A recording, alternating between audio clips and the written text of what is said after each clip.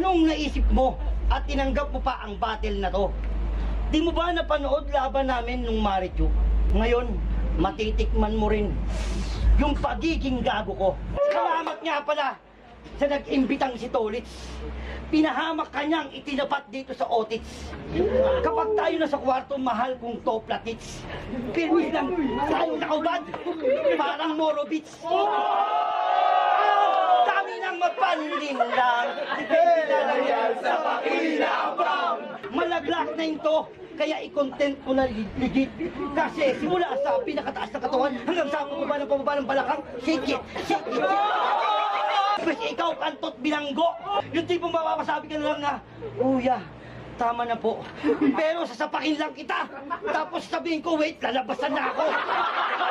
Maganda rin to si Platito. Like Marichu. Kaya sure, tusok mo sa akin. Parang barbecue. Iba pa rin sarap ko sa battle. Mountain Dew. Babarurutin ko to. Walang makakapigil. Pero gusto ko yung lumalaban. Parang si Bidel.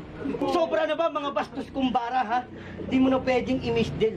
Nagbigay na ako ng death threat. Beware.